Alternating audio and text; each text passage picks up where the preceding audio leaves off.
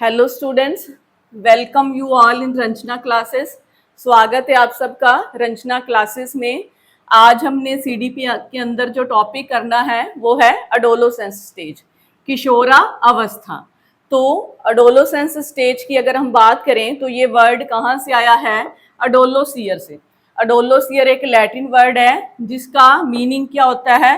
To grow up और to grow into maturity, की परिपक्वता की ओर जाना। इस स्टेज में जो उसमें बहुत ज़्यादा परिवर्तन आते हैं, बहुत ज़्यादा वृद्धि पाई जाती है, इसीलिए इस स्टेज को हम ग्रो अप स्टेज बोलते हैं। तो हम देखें, इसके अनदर नाम भी है, ट्रांजिशनल स्टेज इसे बोला जाता है, परिवर्तन की अवस्था। क्योंकि इस स्टेज में जो हम कह सकते हैं किशोर है, उसके अंदर काफ़ी सारे फिजिकल चेंजेस होते हैं, मेंटल चेंजेस होते हैं, बायोलॉजिकल चेंजेस होते हैं, इसलिए इसे परिवर्तन की अवस्था कहा जाता है। इसे पबर्टी स्टेज भी बोलते हैं। कारण क्या है? क्योंकि इसमें जेनिटल ऑर्गन उसके डेवलप होते हैं, जनन अंग भी विकसित होते हैं। इसे गोल्डन एज भी कहा जाता है। इस स्टेज में आकर वो अपने आप को काफ़ी अच्छा फील करते हैं जब जो चाइल्ड है वो अडोलोसेंस स्टेज में आ जाते हैं। इसे मिरर एज भी कहा जाता है, क्योंकि वो शीशे के सामने खड़े रहते हैं और खुद को निहारते रहते हैं, अपनी बॉडी शेप्स को, अपना कलर कंप्लेक्शन देखकर खुश होते रहते हैं। आगे देखें तो इस स्टेज की हम एज की बात की थी 13 to 19 ईयर्स। इस स्टेज को हम क्या बोलते हैं? एक ब्रिज बोलते हैं। किसमें? चाइल्डहुड और अडल्टहुड में। अडोलोसेंस जो स्टेज है ये एक पुल का काम करती है बाल्यावस्था और प्रौढ़ावस्था में। क्योंकि यहाँ से जो चाइल्ड है इस स्टेज में जा रहा होता है, यहाँ पे वो बच्चा होता है, यहाँ पे वो प्रौढ़ हो रहा होता है। ये बीच वाला जो फेज है उसे क्या बोला जाता है? अडोलोसेंस स्टेज बोला जाता है। अब उसमें जो मेच्योर होने वाली सारी क्वालिटीज जो है डेवलप हो रही होती हैं। तो अडोलोसेंस के बारे में और क्या कहा गया है? जोन्स ने एक कोट दिया है, अडोलोसेंस इज रेपिटिशन ऑफ इन्फेंसी। तो किशोरावस्था को क्या बोला गया है? शैशवावस्था की पुनरावृत्ति बोला गया है। ये क्यों कहा गया है? क्योंकि जैसे हम देखते हैं फिजिकल ग्रोथ यहाँ पे काफी फास्ट हो जाती है। इन्फेंसी में हमने देखा था फिजिकल ग्रोथ फास्ट होती है, तो वैसे ही अडोलोसेंस में भी फिजिकल ग्रोथ जो है फास्ट हो जाती है। अगर आपसे क्वेश्चन पूछा जाता है किस स्टेज में शारीरिक वृद्धि सबसे अधिक होती है, जन्म से पहले पूछा जाए तो प्री नेटल स्टेज है, आफ्टर बर्थ पूछा जाए तो इन्फेंसी है, इन्फेंसी के बाद अगर पूछा जाए सेकंड स्टेज जहाँ पे फिजिकल ग्रोथ फास्ट होती है तो वो अडोलोसेंस है। तो यहाँ पे काफ़ी सारे परिवर्तन आते हैं, सडन चेंजेस आ जाती हैं बॉयज़ एंड गर्ल्स में, एकदम से हाइट बढ़ जाना। तो ये सारी हम कई बार हमें होता है कि हम देखते हैं, हम पूछते हैं कि इसकी हाइट एकदम से इतनी बढ़ गई, तो रीज़न क्या होता है कि जब वो अडोलोसेंस स्टेज में जाता है तो उसकी फिजिकल ग्रोथ काफ़ी फास्ट होने लग जाती है। उनका फिजिकल स्ट्रक्चर भी डिफरेंट हो जाता है बॉयज़ और गर्ल्स का। उनकी वॉइस में चेंज आ जाता है, बॉयज जो होते हैं उनकी वॉइस भारी हो जाती है, कठोर हो जाती है, गर्ल्स की वॉइस मीठी होती है, पतली होती है। हाइट, बोन्स और मसल डेवलपमेंट भी दोनों की अलग अलग होती है। बॉयज़ की हाइट गर्ल्स की हाइट से ज़्यादा होती है, बोन्स और मसल भी उनके ज़्यादा स्ट्रॉन्ग होते हैं, और बॉडी शेप उनकी बिल्कुल चेंज हो जाती है बॉयज़ और गर्ल्स दोनों की। जैसे हम कभी छोटे बच्चे को देखते हैं तो पेरेंट्स से पूछते हैं कि ये बेबी बॉय है या गर्ल है, लेकिन अडोलोसेंस स्टेज में हम इजीली रिकॉग्नाइज कर लेते हैं ये बेबी बॉय है या मतलब अडोलोसेंस में हम देख सकते हैं कि ये गर्ल है या बॉय है। क्यों? क्योंकि उनकी बॉडी शेप से वो इजीली रिकॉग्नाइज हो जाते हैं। फिजिकल स्ट्रक्चर उनका अलग अलग हो जाता है, बॉयज़ अलग तरह से दिखते हैं, गर्ल्स अलग तरह से दिखती हैं। फिर हम देखें कुछ पावर्स उनमें बढ़ जाती हैं, कौन कौन सी हैं? कंसंट्रेशन की, ध्यान केंद्रित करने की। इस स्टेज में जो किशोर होते हैं उनका ध्यान सही चीज़ पर केंद्रित हो जाता है, तो लाइफ में कुछ अचीव कर लेते हैं, कैरियर बना लेते हैं। गलत रास्ते पे चले जाएं तो फिर उनका कैरियर सारा खराब हो जाता है। तो कंसंट्रेशन यहाँ बहुत होती है, मेमोरी भी बढ़ जाती है उनकी, क्योंकि ये कैरियर की स्टेज भी है। कल्पना में भी वो लगे रहते हैं, इमेजिनेशन बहुत होती है, डे ड्रीमिंग। लड़कियाँ अपनी मैरिजेस को लेकर, लड़के अपने मनी को लेकर कि मुझे लॉटरी लग गई है, मैंने ये वाली गाड़ी ले ली है, तो ये कल्पना भी बहुत करते हैं यहाँ पर। कोग्निटिव डेवलपमेंट भी काफ़ी फास्ट होती है, संज्ञान का विकास हो जाता है, अब वो ज़्यादा अच्छी तरह से अंडरस्टैंड करने लग जाते हैं। थिंकिंग बहुत होती है, सोचते बहुत हैं, जैसे मैंने कहा कि कल्पना में डूबे रहते हैं, सोचते रहते हैं सारा दिन कुछ ना कुछ। सोशल रिलेशन भी पहले से ज़्यादा बना लेते हैं, किसी फ्रेंड सर्कल को ज्वाइन कर लिया, ग्रुप्स बन जाते हैं, गैंग्स बन जाते हैं, कोई पॉलिटिकल पार्टी ज्वाइन कर ली, तो सामाजिक संबंध भी उनके पहले से विस्तृत हो जाते हैं। फिर इस स्टेज में हम देखें तो क्या पाया जाता है, आइडेंटिटी क्राइसिस भी इस स्टेज में पाए जाते हैं।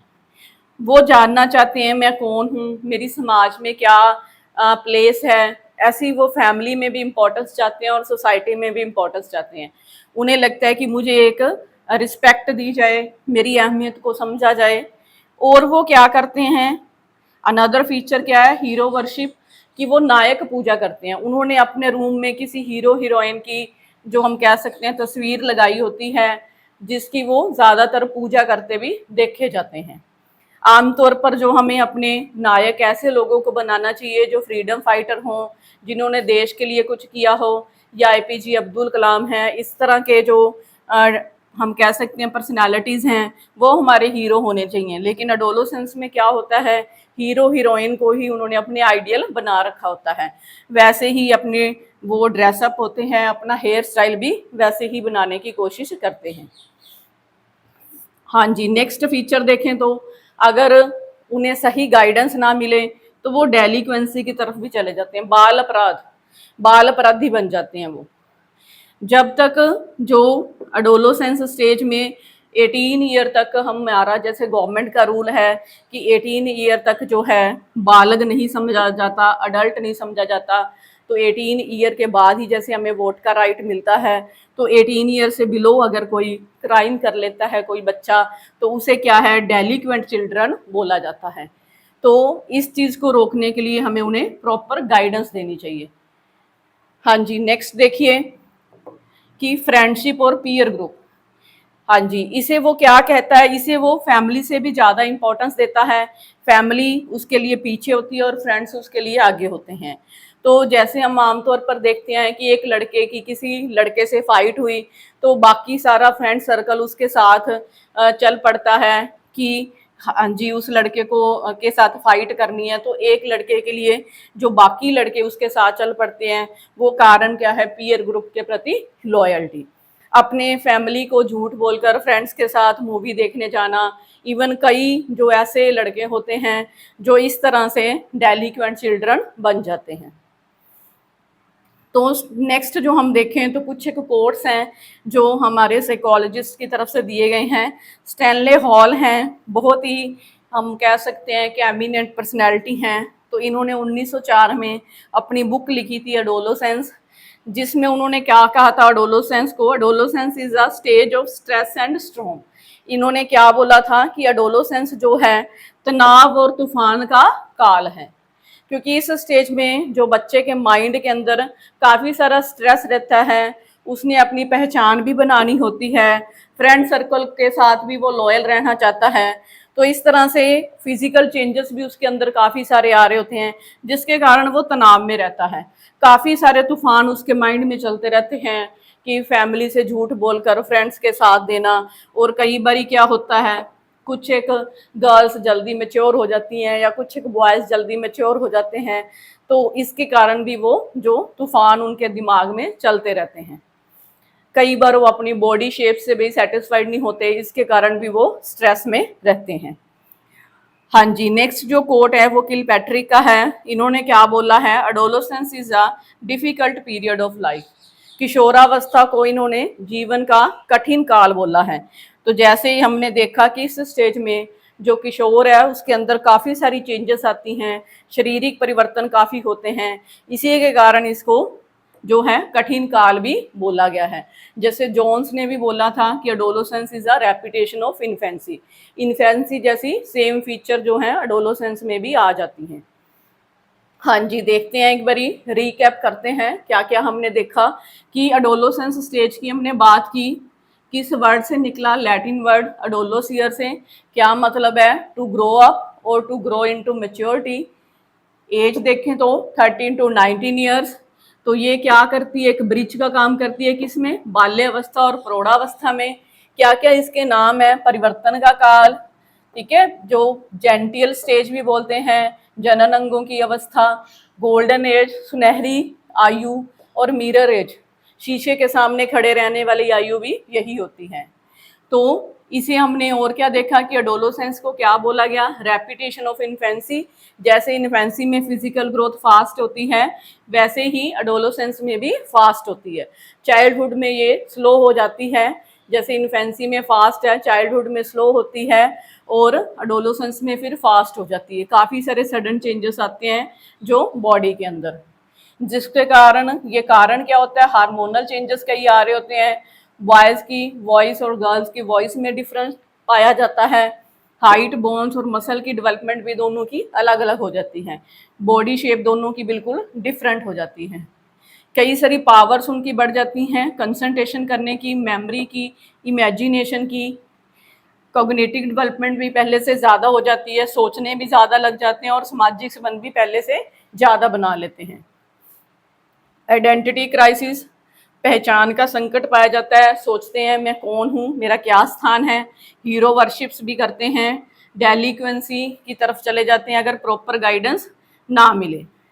तो इसके अलावा अगर हम देखें और क्या चीज़ें पाई जाती हैं, तो फ्रेंडशिप और पीयर ग्रुप को वो ज़्यादा इम्पोर्टेंस देते हैं, फैमिली से भी ज़्यादा।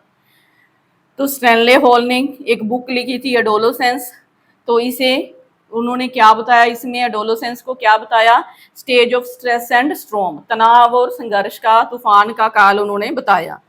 किलपैट्रिक ने क्या कहा कि adolescence is a difficult period of life, जीवन का कठिन काल उन्होंने बताया। एक और चीज़ है स्टैनले हॉल के बारे में, आप लोग नोट कर सकते हो कि फादर ऑफ एडोलोसेंस साइकोलॉजी किसे बोला जाता है, तो स्टैनले हॉल को बोला जाता है। इन्होंने एडोलोसेंस स्टेज पर बहुत अधिक काम किया था, तो ये काफ़ी एमिनेंट पर्सनैलिटीज़ हैं, एडोलोसेंस स्टेज के बारे में इन्होंने हमें बहुत ज़्यादा कुछ बताया है। आई होप आपको आज का टॉपिक अच्छा लगा होगा, तो आप लोग रंजना क्लासेस को लाइक, शेयर और सब्सक्राइब करिए। आगे जो हमारा ग्रोथ एंड डेवलपमेंट का ये टॉपिक चल रहा है, इसको हम इसी तरह कंप्लीट करते रहेंगे। जुड़े रहिए हमारे साथ। Thank you students.